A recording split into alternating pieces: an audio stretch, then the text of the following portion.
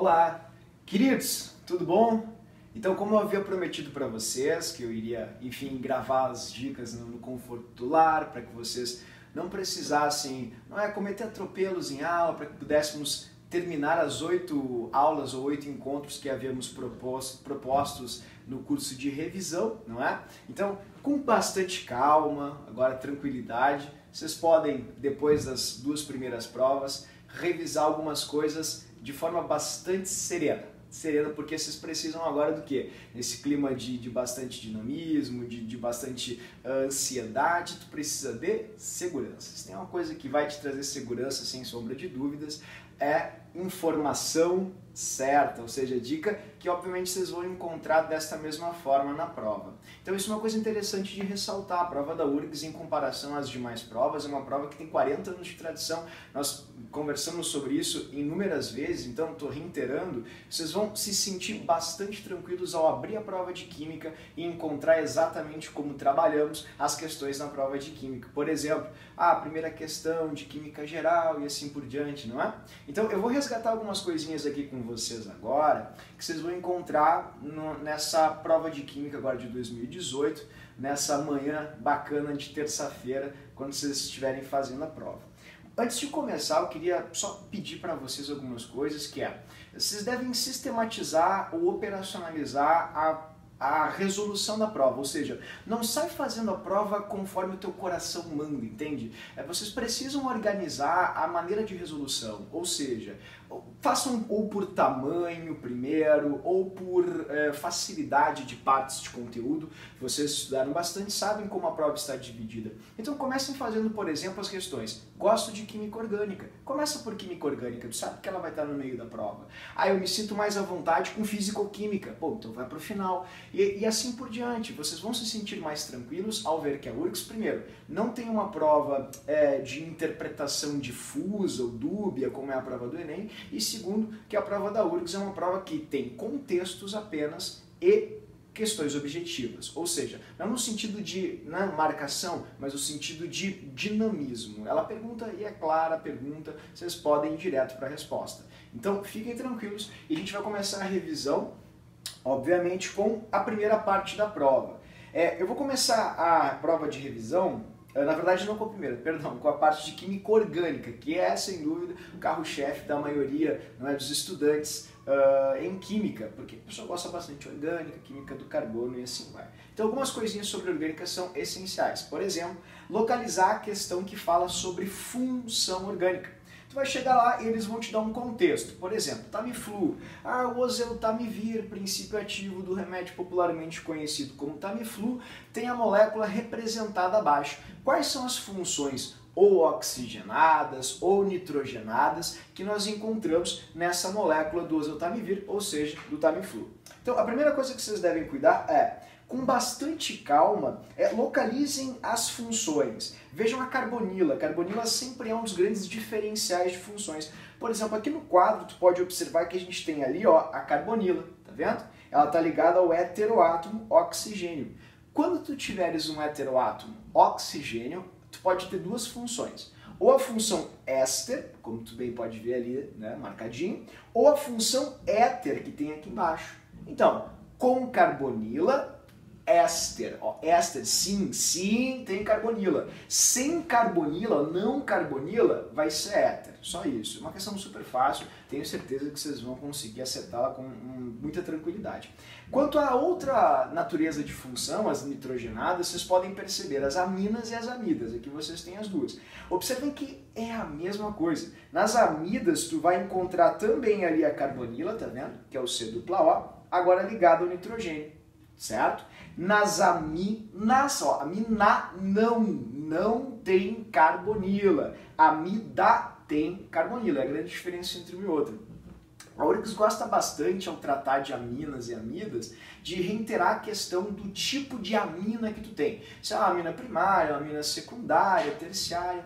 Como é que a gente vê isso? Bom, se ela tiver das 3 ligações que o nitrogênio faz, uma feita com carbono, chamamos de amina primária. Se tiver 2 secundária, consequentemente, se houver 3, vocês vão ter uma amina terciária. Por exemplo, aqui nessa amida ou amina, desculpa, aqui ó, marcadinha ali na tela, vocês têm uma amina primária, porque apenas uma das 3 ligações do nitrogênio é feita com carbono. Tudo bem?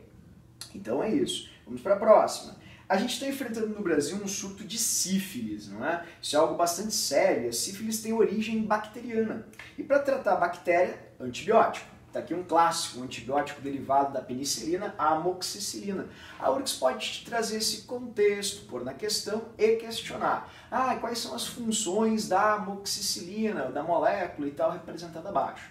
Novamente, vocês têm ali as aminas, está aqui a amina marcadinha, vocês podem ver. E cuidem, tá? Eu vou até ampliar aqui para tu ver melhor, olha só. Olha só a pegadinha que tu pode ter aqui, tá? Deixa eu tirar aqui, fechou? Ó, cuida bem. Essa amina é amina porque não está ligada à carbonila. Isso confunde. Mas e aqui essa carbonila? Não. Aqui tem um carbono, ó. Observa ali, ó. Tá vendo? Então, a maioria das questões de orgânica, quando erradas, esses erros são ocasionados por precipitação, por falta de atenção, não são questões de falta de conhecimento, e essas a gente precisa cuidar bastante para não cometer, não é? Pois temos o mais difícil, desenvolvemos o que é mais complexo, que é justamente o conhecimento. Então eu vou dar uma sugestão até um pouco mais técnica. Os antibióticos funcionam assim. Vocês têm os antibióticos, esses derivados da penicilina, sempre esse quadradinho no meio. Esse quadradinho ele absorve as enzimas produzidas pelas bactérias e isso faz com que as bactérias não consigam construir suas paredes celulares. Ou seja, desta forma as bactérias acabam morrendo e aí as pessoas não têm os sintomas dessas, contaminações bacterianas por micro-organismos patogênicos. Tudo bem? Então a enzima que a bactéria libera, ela é absorvida por esse quadradinho que é muito tensionado, haja vista que temos 4 átomos num espaço muito pequeno, e aí ele quebra essa molécula absorvendo e evitando que as bactérias se proliferem. Tá? Essa é uma explicação um pouco mais técnica, caso haja alguma pegadinha, vocês podem encontrar isso na prova. Então, observem que aqui também tu tens uma amida, vou marcar aqui para ti, ok? Ó, tá vendo ali aparecendo agora, a amida, ok? Porque o nitrogênio está ligado a carbonila. E aqui, cuida, por favor, esta é uma amina primária, pois temos apenas uma das 3 ligações do nitrogênio sendo feita com carbono. Bom, quando aparecer aromático, atribuam sempre a esse termo, esse prefixo arila, de aromático, sempre vai aparecer associado a qualquer coisa. E se houver enxofre, não é nada demais, vou até pôr melhor aqui na tela, olha ali, ó, é til composto, tá vendo? Til composto, só o prefixo til fazendo inferência, obviamente, ao enxofre. Aqui embaixo, queridos, a gente precisa cuidar, pois novamente nós temos ali uma carbonila, né? Deixa eu marcar aqui para ti, fechou? Ó, vou marcar aqui, tá? Prestem atenção ali, ó. Ali tem carbonila também. E essa carbonila que nós temos ali, agora não está ligada a um heteroátomo. Isso faz uma das funções mais importantes da química orgânica, que é a função dos, no caso, ácidos carboxílicos. Como o próprio nome diz e nos remete a pensar assim, são ácidos. Então é algo bastante interessante de ressaltar. Aminas são básicas, ácidos, obviamente, são ácidos. Já vamos reiterar isso, já vamos resgatar isso, perdão, mas antes, só para fazer esse adendo, não é? Vale a pena ressaltar. Ainda em funções orgânicas, vamos para agora uma nova seção de funções, clássica dobradinha, a díade mais popular da química, que é essa aqui, ó, presta bem atenção, tá ali, tá vendo? Álcool e fenol. Não cai nessa, pelo amor de Deus. É álcool e fenol, tu já sabe previamente que a URGS vai cobrar. Então aqui vocês têm um álcool ali em cima, por quê? Porque tem o oxigênio ligado a um carbono, ó, tá vendo? Saturado. O que é o carbono saturado? Vamos ver ali, ó, melhor. O carbono saturado é o carbono que não faz dupla, não faz tripla ligação, faz apenas ligações simples. Portanto, sempre que o OH estiver ligado a um carbono só com ligações simples, chamamos de carbono saturado e, consequentemente, álcool. Pode ser primário, pode ser secundário, quaternário, jamais alucinação, porque senão o carbono estaria fazendo 5 ligações, tu bem sabe disso. Então vai parar no terciário. Primário, secundário ou terciário. Como eu vou saber se o álcool é primário, secundário ou terciário? Fácil. É diferente das aminas, então a gente vai abrir o olho. Depende do carbono. É esse carbono aqui que vai definir se o álcool é primário, secundário ou terciário, tá vendo? Ó, vamos ver ali, ó. Esse carbono aqui, ele é um carbono que está ligado a outros 2 carbonos. Consequentemente, ele vai ser um carbono secundário. Ó, vou escrever ele para ti, ó. Secundário. Fechou? Por quê? Bom, tá ligado a 2 carbonos, secundário, ligado a 3, terciário, 4, quaternário. Então, este álcool é um álcool secundário. Diferença entre o fenol? Opa, fenol tem aromático. Quando houver aromático, tu tens um fenol. Aminas, bastante importante. Essa amina é uma amina terciária. Observem que essa ligação aqui ela está saindo do plano. Já vista que a geometria desse nitrogênio é piramidal. E uma geometria piramidal é uma geometria espacial. Portanto, está saindo do plano essa ligação. Então não confundam. Respira fundo, oxigena, prepara para gastar um ATP, né? Não te precipita, fez rápido orgânica, volta para conferir, porque é aquela questão que a gente não abre mão em hipótese alguma. E aqui o nitrogênio está fazendo 1, 2, 3. 3 ligações, amina terciária. Tudo bem? Então vamos lá, vamos para a próxima. O éter está ali escondidinho, mas tenho certeza que tu já viu. Lembrem que esse material está disponível já no grupo, né? Vocês já tinham acesso a ele há bastante tempo, então agora estou só fazendo os comentários sobre o material. Isomeria, que é uma questão clássica da URGS também. Eu tenho que ser franco, a plana normalmente ela aparece junto com a isomeria espacial. Ou seja, tu não vai ter, é muito difícil ter uma questão exclusiva, específica sobre plana. Porém, a gente vai se precaver mesmo assim, né? Isomerismo plano, é só notar diferenças. Lembrando que isomeria é a parte da química que estuda os isômeros. Iso, do grego mesmo, meros pares. São moléculas diferentes, totalmente distintas, porém que apresentam em comum a mesma fórmula. Então a gente pode perceber que com essa fórmula tu pode ter moléculas diferentes. E são as diferenças que vão chamar a nossa atenção aqui. Pode ser? Vamos começar? Quando a diferença é a função, chamamos de isômeros de função. Quando a diferença é a cadeia, ó, em cima ramificada e embaixo normal, chamamos de isômero de cadeia. Quando a diferença é a posição da dupla entre os carbonos 1 e 2, posição da dupla entre os carbonos 2 e 3, chamamos de isômero de posição. As especificidades da isomeria, de plano no caso, perdão, aparecem ou ocorrem na metameria, ou isomerismo de compensação, e também na tautomeria, que vai vir logo a seguir, ok? Metameria, fazendo uma alusão aos metâmeros, os bichinhos da biologia, ou compensação, por quê? Quando tu tens uma cadeia heterogênea, ela não tem numeração de carbono 1, 2, 3, 4. Portanto, fica a pergunta, quem é o teu carbono 1? Não tem? Então eu não posso mudar a posição, entende? Logo, em virtude dessa pequena contradição da regra, criou-se uma nova isomeria, que é a isomeria de compensação ou metameria. Essa metameria ou compensação ocorre sempre com heteroátomo. Portanto, quando houver heteroátomo, cuidem. Se ele literalmente mudou, oscilou dentro da cadeia, este vai ser um exemplo clássico de isomerismo de compensação. Muita gente, por ver tantas vezes o mesmo exemplo, acaba atribuindo o oxigênio somente ao exemplo de compensação. Mas pode ser qualquer heteroátomo. Então fica essa dica: nitrogênio, fósforo, enxofre, todos podem ser heteroátomos, todos podem formar metâmeros. Compensação, depois tautomeria, que é muito confundida com isomerismo de função. Porém não é. É uma especificidade onde ocorre o enol. O que tem no enol? Ou nos enóis? Eu sei, é horrível, mas enfim, acontece, é o plural, né? Ó, em dupla ou OH. Então, quando o OH de hidroxila estiver ligado a uma dupla, teremos um enol. Uma coisa bem interessante de ressaltar aqui, enol não é fenol, tá? As letrinhas confundem, os fonemas são parecidos, portanto leiam com atenção. Enol não tem aromático. Fenol, este sim, tem aromático. Portanto, objetivamente, enol virando aldeído ou enol virando cetona, teremos tautomeria. É só marcar tautomeria. Bom, vamos para as que caem efetivamente, a isomeria geométrica e a ótica, que são os dois exemplos de isomerismo espacial. Uma pequena observação, tá? Tem um outro nome que não é muito usado para isomeria plana, que se chama isomeria constitucional. Tá? Então vocês podem encontrar, caso o elaborador queira dificultar um pouco a questão, plana ou constitucional, bem como a espacial pode ser chamada de estereoisomeria.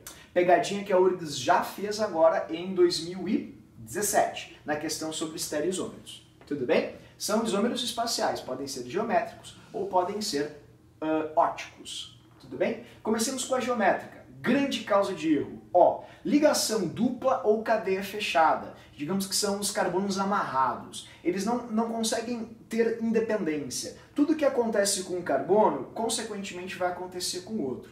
É confuso o que tu falou, né? Pensem comigo, ó. Peguem e abstraiam comigo agora. Peguem esse carbono da esquerda aqui que tu está enxergando e vira ele. Se tu fizer isso, tu não vai conseguir que o outro carbono fique estático, fique parado. Ou seja, ao girá-lo, tu consequentemente girará o outro carbono. Então é como se fosse um estigma, ou seja, um carbono está atrelado ao outro. Logo, isso pode gerar uma espécie de polarização na molécula ou não, que gera, por exemplo, situações como gorduras cis e trans, o colesterol bom e o ruim, o HDL, que é o bom, né, de High Density Lipoprotein, ou o HDL ruim, que é o de Low Density Lipoprotein. Ok? Então isso vem da isomeria geométrica, certo? Quando ele é cis, ele vai ter uma aparência, e quando ele é trans, ele vai ter outra. Mas antes de entrarmos nesse detalhe, a URGS é chata, ela gosta de regra, aquela coisa dogmática. Então preste atenção. Quando pode ter geométrica? Quando houver dupla ou cadeia fechada. Sempre nos carbonos vicinais, que são os vizinhos. Vicinais aqui na dupla ou na fechada. Pode ter com tripla? Negativo, no way. Pode ter com simples? Nem pensar. Ou dupla ou cadeia fechada. Uma observação, ok, na cadeia fechada vão ser ligações simples e tal. Quando eu disse simples, me referia à cadeia aberta, ok? Bom, vejamos aqui então os exemplos. Quando ela é cis, vamos olhar aqui no quadro agora, que estou na TV, na verdade, não é? Ó, o que vai acontecer? A gente vai ter elétron sendo puxado para cá, elétron sendo puxado para cá. Observe o que vai nascer? Um vetorzão aqui para cima. Todos os elétrons vão acabar se localizando nessa parte, polarizando essa molécula. Agora aqui embaixo, tu vai ter elétron para cá, elétron para cá. Para onde vai o elétron? Não vai. Vetor igual a zero. Preste atenção aqui na grande diferença de propriedades físicas. Ó, a molécula que tu percebe aqui ao lado, né, por exemplo, deixa eu ver se eu consigo, não consigo, pronto. Eita, para aí, voltou, agora sim. Ó, queridos, observem bem, pronto. Nessa molécula aqui ao lado, todas as propriedades físicas, elas são mais acentuadas devido à polarização que eu havia te mostrado. E nessa, elas são menos acentuadas, ou seja, são atenuadas em virtude da baixa polarização. Por isso que gordura cis é menos, digamos assim, maléfica ao organismo, e de certa forma até necessária para fazer uma série de constituições celulares, como, por exemplo, cerebrosídeos, que são as células que vão fazer com que a gente passe na prova, e a gordura trans é tão ruim, tem tantos malefícios, justamente em virtude da sua cadeia polar. Lembrem que a pior gordura que existe não é a trans, por mais popular e veiculada que ela seja, propagandeada nos alimentos. A pior gordura que existe é a saturada, pois esta é uma gordura sólida que vai acabar se localizando em veias e artérias do nosso organismo, diminuindo o fluxo sanguíneo, aumentando as células de gordura e causando doenças como, por exemplo, problemas cardiovasculares e o AVC, certo? Bom, continuando aqui, ótica. A ótica é um grande problema que o quadro plano atrapalha muito a nossa observação. Então eu vou te pedir muita atenção, primeiro, no carbono quiral. O que diabos é um carbono quiral? O carbono quiral é um carbono que tem 4 ligantes ou radicais diferentes. Observem que isso aqui, pessoal, presta bem atenção agora, isso aqui vai ser de grande ajuda para ti.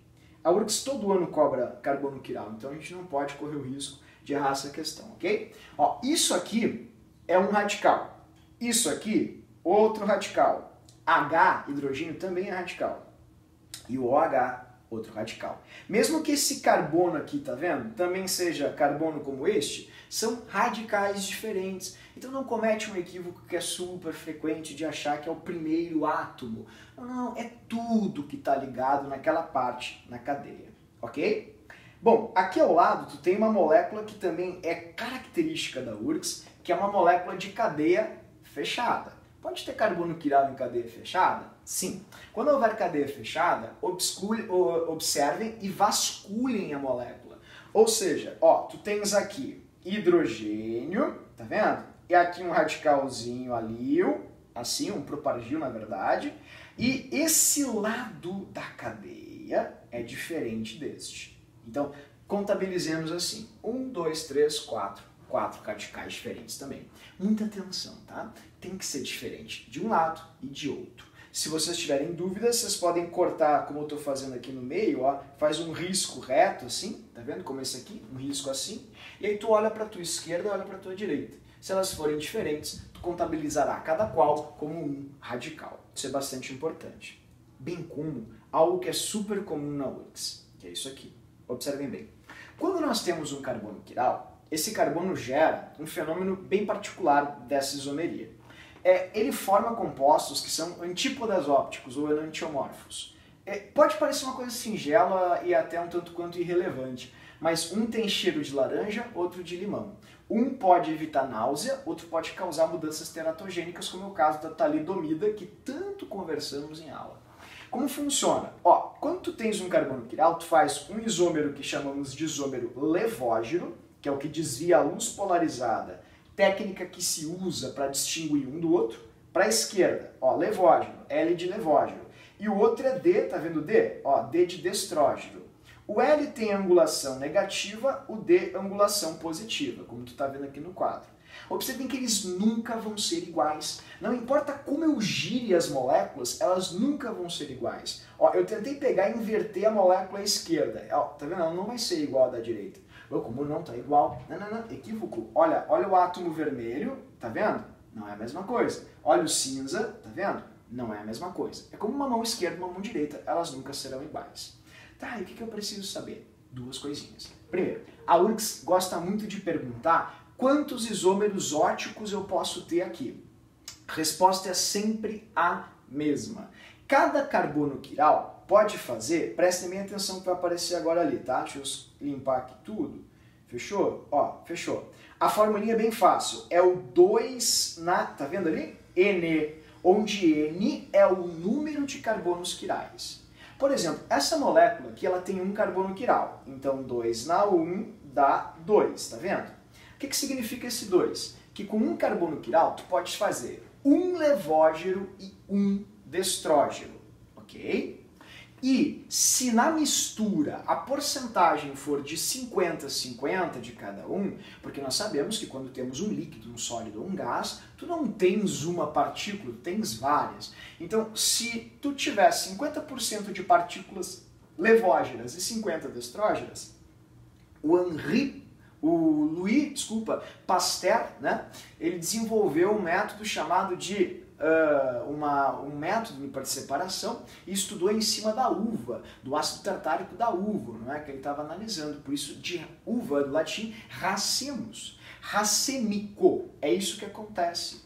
Quando tu tens 50% do isômero levógeno e 50% do destrógeno, a gente tem uma mistura racêmica. Esta mistura não desvia em hipótese alguma a luz, que é o teste que nós usamos para distinguir ou diferenciar um enantiômero do outro, ok? Bom, continuemos aqui então. Reações orgânicas, uma tragédia, um problema para a maioria dos alunos, mas para vocês não. Vamos começar aqui, eu vou até mostrar para vocês uma coisinha diferente. Deixa eu te mostrar aqui, aqui, fechou? Olha que bacana aqui uma animaçãozinha para tu ver, tá? Acompanha comigo essa animação aqui. Nesse slide aqui, olha que legal, tá vendo? Esse aqui, presta atenção aqui comigo. Vamos colocar aqui, vamos dar um play nesse slide. Se eu conseguir dar o play aqui. E beleza. É coisa que ao vivo acontece. Pronto, tá aí. Dá uma olhadinha aqui, tá se mexendo, tá vendo? O que é isso? Esterificação, popular AAEA. O que é o AAEA? Ácido mais álcool dá éster mais água. O que acontece? Observa aqui a animação. Vocês sempre vão ter o OH do ácido reagindo com o OH do álcool. Muito importante isso. É o OH do ácido com o OH do álcool. Isso vai formar, olha como está acontecendo aqui, um éster que pode na reação oposta sofrer uma hidrólise, que é o que está mostrando aqui para vocês animadinho. Olha ali, vocês vão ter o ácido, o álcool formando o éster. Aí formou o éster. Agora olha só.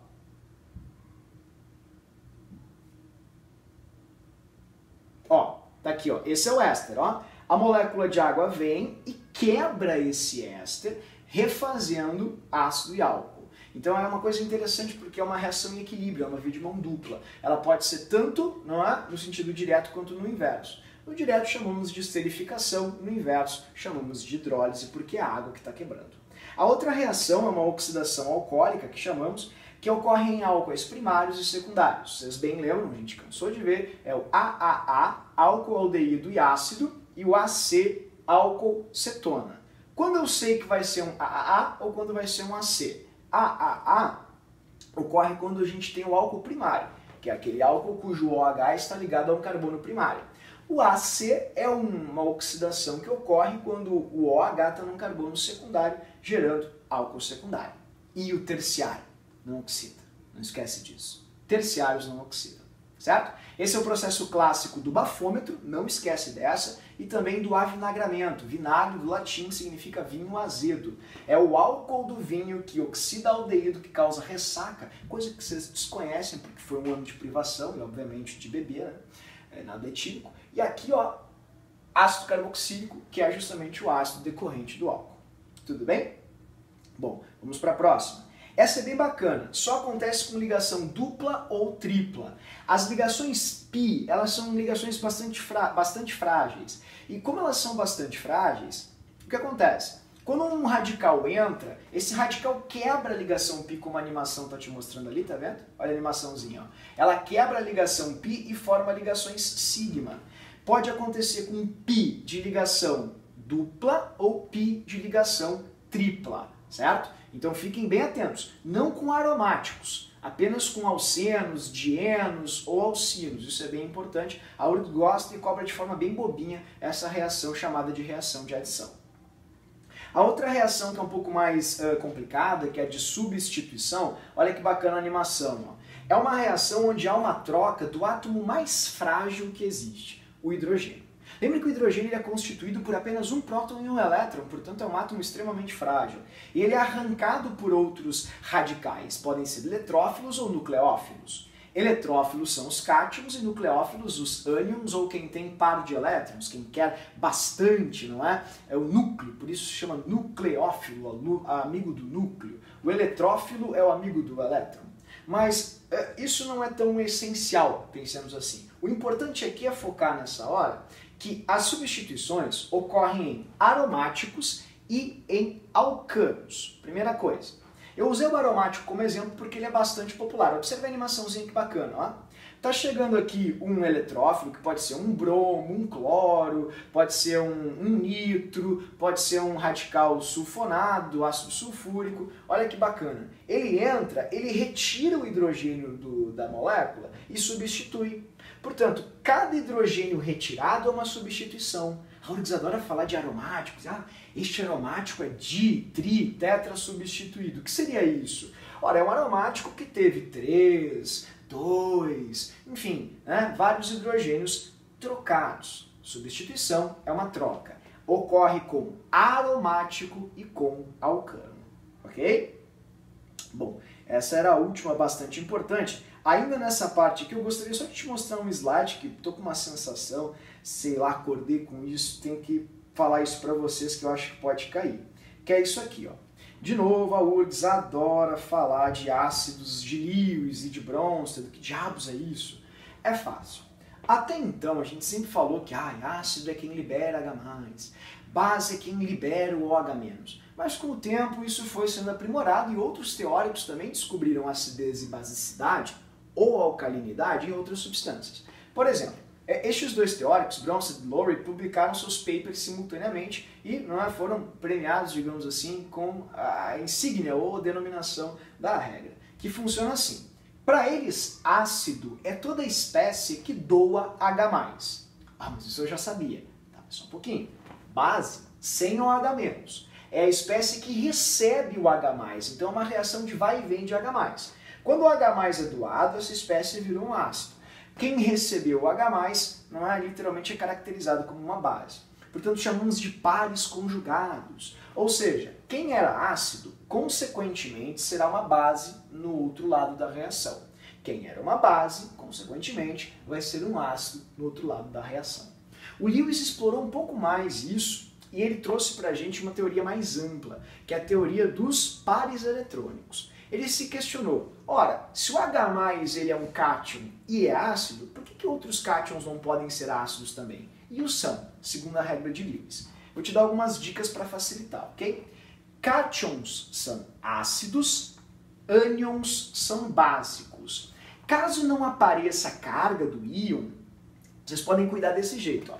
Quem tem esses PEL, lembra do PEL, par de elétrons livres? O PEL sobrando sempre vai ser uma base de Lewis, porque ela pode doar o par de elétrons. E quem não tem PEL, não tem elétrons sobrando, sempre vai ser um ácido de Lewis, porque ele não pode doar. E se ele não pode doar, porque ele não tem mais elétron livre, a única coisa que essa espécie pode fazer é receber, certo? Então, em suma, bem devagar, ácido é quem, prestem bem atenção, recebe o par de elétrons. Base é quem doa o par de elétrons para Lewis. Tudo bem? Estou com um estalo, acho que pode cair, eles gostam bastante de cobrar esse tipo de questão para tentar, enfim, né, selecionar os alunos, porque é o intuito do vestibular. Queridos, foi aqui as reações. Vamos para uma parte que vocês obviamente gostam bastante, que é a química geral. O início da química geral, as primeiras questões da prova, elas vão ser questões de ensino fundamental, ou seja, técnicas de separação de misturas, classificação de sistemas, coisas bem bobinhas. Eu tenho certeza que vocês vão tirar de letra. Ou então alguma coisa sobre alguma propriedade física, tipo densidade, troca de estado físico. Mas eles vão cair na química efetivamente quando entrarem em atomística. Portanto, vejamos. Modelos atômicos não é uma questão muito comum na URGS, então vocês bem sabem, conversamos bastante, a gente teve em 18 anos 3 questões de modelos atômicos. Não é uma frequência grande, convenhamos, não é? Portanto, o que faremos? Olharemos os dois mais importantes. Rapidamente, só para lembrar, Dalton, bola de bilhar, átomo indivisível, Thomson, descobridor do elétron.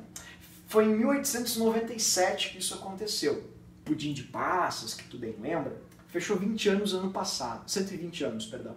Não sei se vai cair, eu não acho algo muito relevante, né? Mas, enfim, é a descoberta do elétron, 121 anos agora em 2018, o modelo Pudim de Passas e tal, que é aquele modelo onde tu tem uma massa positiva e os elétrons incrustados nessa massa. Mas, sem dúvida, o mais popular dos modelos é o de Rutherford. Então, comecemos por ele, ok? Bombardeou a lâmina de ouro com partículas alfa, que é uma radiação positiva, e elas sofreram desvio.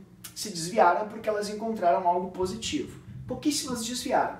Logo, o positivo é muito pequeno. Então é aquele átomo nuclear. Núcleo positivo, pequeníssimo, não é? Com um grandíssimo espaço vazio ao redor, onde orbitam os elétrons, ou circulam os elétrons para ficar um pouco mais coerente, né? Para não confundir com orbital, que é uma coisa à parte, certo? Então, poucos tópicos, palavras-chave. Núcleo, átomo com eletrosfera, núcleo positivo, as órbitas eram circulares e o bombardeio com as radiações alfa. Ele é um dos grandes cientistas no que tange radiação, radioatividade. Lembrando que a gente tem esse ano a questão do Césio, os 30 anos do acidente de Goiânia, então, não sei, é um bom contexto para a questão. Mas como o modelo atômico não é uma questão tão frequente, então, repito, acho que vai ficar mais centrado na contagem de partículas. Porém, é impossível não citar Bohr, que foi o aluno brilhante de Rutherford, por sinal, né, diga-se de passagem, e pode cair tanto em física, que vocês estão fazendo exatamente, não é, agora, não é? Estou gravando esse vídeo hoje no domingo e tal, então, ou então em química, tá? Então vejamos como pode cair. Modelo de Bohr complementa o modelo de Rutherford, o átomo é nuclear, mas ele explicou algo que o Rutherford não havia explicado, que é por que o elétron gira ao redor de um núcleo, sendo que ele é negativo e o núcleo é positivo. Cargas de sinais opostos se atraem. Então o que acontece? O Bohr explica os níveis de energia. Os elétrons possuem quantidades fixas e imutáveis de energia. Estes podem ser excitados, ou seja, quando ele ganha energia, ele pula para um nível mais externo, tá vendo? Está aumentando a energia. Então se um elétron é excitado, pula para um nível mais externo. Como o elétron pode ser excitado? Ganhando energia mecânica, energia luminosa, energia calorífica, energia elétrica, tipo, por exemplo, nos fogos de artifício. Tu explode, os elétrons ganham calor, quando eles voltam aos seus níveis de origem, que são níveis menos energéticos, eles emitem luz, ou seja, energia. Lembrando que luz é isso aqui, energia é igual a constante de Planck vezes a frequência. Luz é uma onda eletromagnética, consequentemente tem uma frequência, consequentemente pode ser traduzida em energia. Então, em suma, ganhou um quantum de energia, né, e liberou fóton. É assim que funciona, certo?